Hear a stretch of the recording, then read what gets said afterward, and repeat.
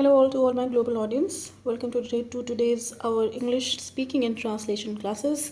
तो आज हम ये अच्छा कंटेंट लेके आए जो है लाइफ एंड टाइम्स के बारे में, जो कि आप यहाँ पे देख सकते हैं और देखेंगे कि ये आगे क्या होता है। हमारे साथ इस कंटेंट पे बने रहिए क्योंकि आप इंग्लिश रीडिंग के अलावा इसको ट्रांसलेशन भी इसमें आप एसिमुलेट करेंगे, मतलब सीखेंगे।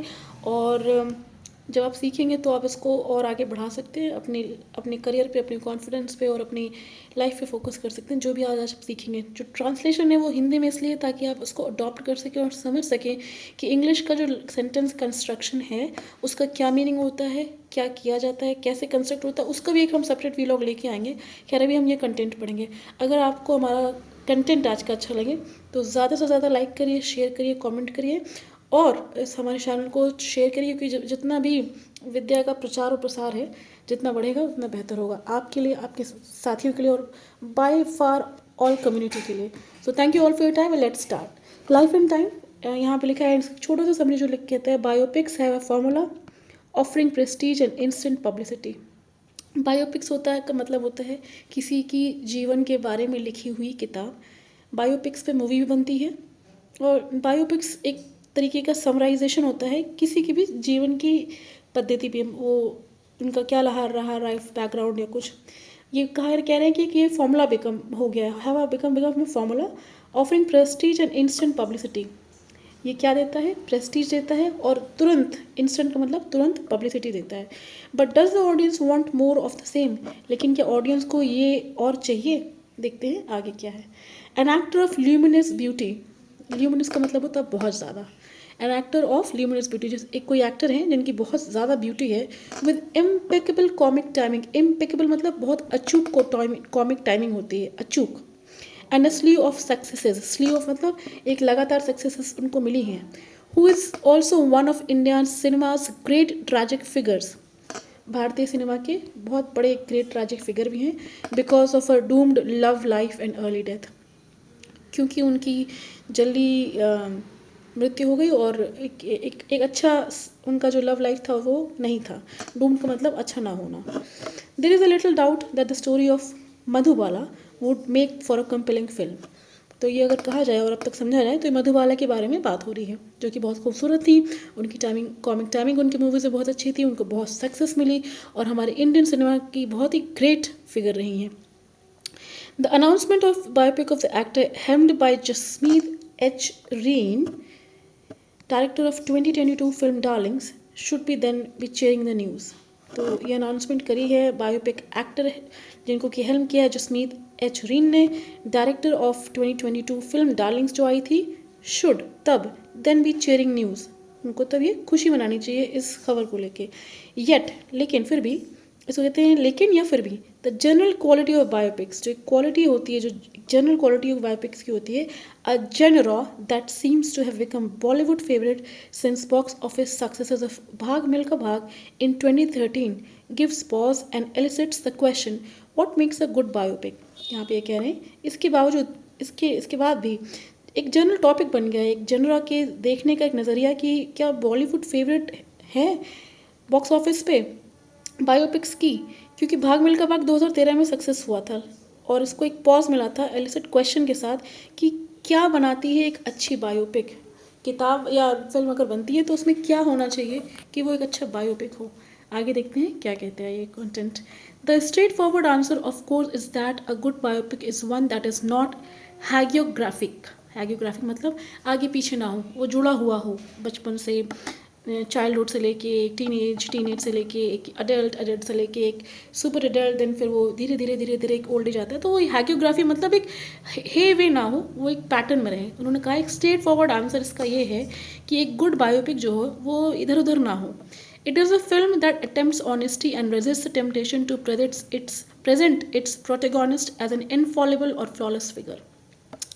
तो कहते हैं कि जो फिल्म है एक अटेम्प्ट होता है ऑनेस्टी का और रेजिस्ट करना चाहिए टेम्पटेशन को, किसी तरीके की टेम्पटेशन नहीं करना चाहिए प्रेजेंट करने के पीछे जो प्रोटेगनिस्ट होता है। मतलब प्रोटेगनिस्ट कौन होगा?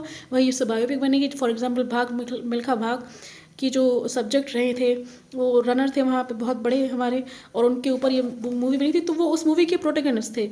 मधुबाला जी की मूवी अगर बनेगी तो मधुबाला जी प्रोटेगनिस्ट रहेंगे अपनी मूवी की। और लिखा गया है कि एज एन इनफॉलिबल और फ्लॉलेस फिगर। ये नहीं दिखाना है उनको कि उनके अंदर कोई फ्लॉ नहीं है या वो इनफॉलिबल मतलब जिसमें कोई कमी ना हो, बल्कि वो भी दिखाना है कि कमियां होती हैं हर इंसान में। ये कहा गया, इसका स्ट्रेट आंसर ये है कि कहीं भी इधर उधर हैगियोग्राफी ना करी जाए, हैगियोग्राफी मतलब इधर उधर ना किया जाए। This unfortunately is where so many films falter, including recent release such as Sam Bahadur about Sam Manekshaw and मैं अटल हूँ about अटल बिहारी वाजपेयी। और ये ही होता है अनफॉर्चुनेटली, मतलब ये वो लोग सत्यता ना दिखाते हैं, उसको उसको हैगियोग्राफी कर देते हैं, मतलब आगे पीछे कर देते हैं, बुराइयों को छुपा लेते हैं। यही जो फिल्म्स जो थी या हाल ही में जो रिलीज़ हुई हैं, सैम बहादुर जो कि सैम मानेकशॉ जी पे बनी थी, और मैं अटल हूँ जो कि अटल बिहारी वाजपेयी जी पे बनी थी, इनमें यही दिखाया गया है कि उनकी मतलब फ्लॉलेस फिगर जो है ना वो नहीं है, लेकिन फिर भी उनको फ्लॉलेस दिखाया गया है। Mayor biographical details can not be the anchor for a biopic. सिर्फ बायोग्राफिकल डिटेल्स एक पिक्चर को बनाने का एंकर नहीं हो सकता, एक तत्व नहीं हो सकता। पर्सपेक्टिव मतलब एक समझ, एक दूरदर्शिता, अंडरस्टैंडिंग, एक समझ that the great figures of history can not be separated from their times are perhaps of great importance. इसका मतलब ये है कि एक दूरदर्शिता, समझ, ये कि जो ग्रेट फिगर्स हैं हमारी हिस्ट्री के, उनको उनके टाइम के साथ सेपरेट नहीं किया जा सकता, परहैप्स ऑफ ग्रेटर इंपॉर्टेंस। और इसीलिए वो ग्रेटर इंपॉर्टेंस के हैं। Could Vajpayee success for instance have been use to tell a broader story of India in which he rose to power and which he undoubtedly helped shape.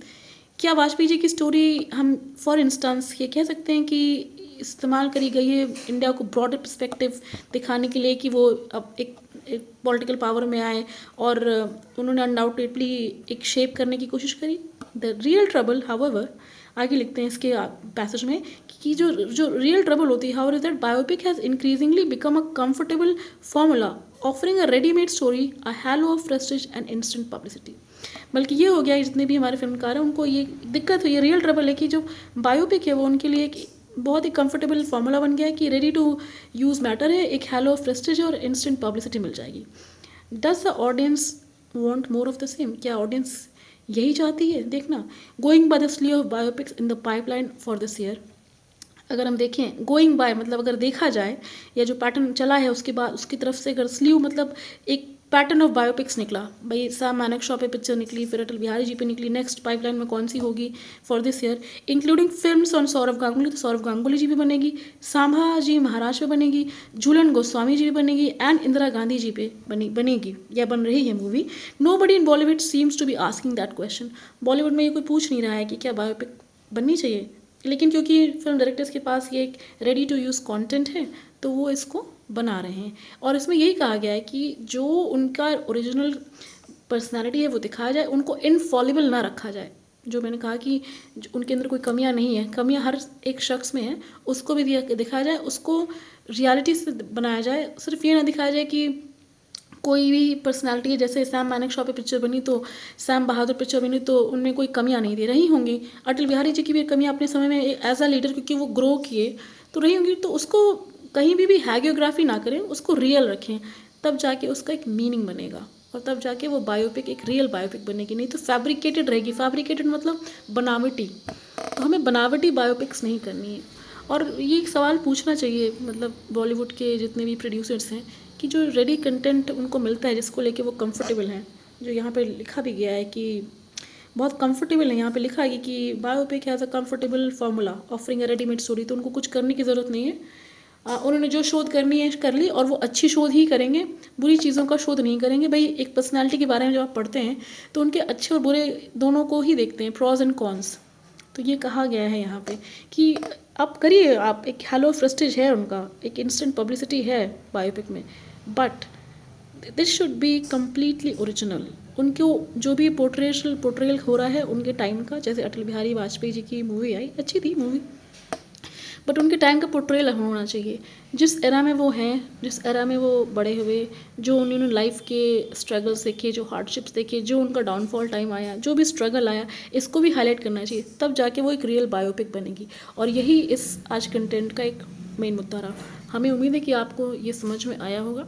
अपने comments के through हमसे question पूछिए, अगर कोई improvisation है तो प्लीज़ हमें बताइए अपने फीडबैक के द्वारा कमेंट्स के थ्रू, और बताइए कि नेक्स्ट व्लॉग में आप क्या सुनना या पढ़ना चाहेंगे। हम आपका बहुत शुक्रिया करते हैं हमें सुनने के लिए। आज आपको हमारा कंटेंट अच्छा लगा हो तो मैं फिर दोहराना चाहूँगी, अधिक से अधिक लाइक, शेयर, सब्सक्राइब करिए। Thank you all for listening to our content today and thank you all for your time.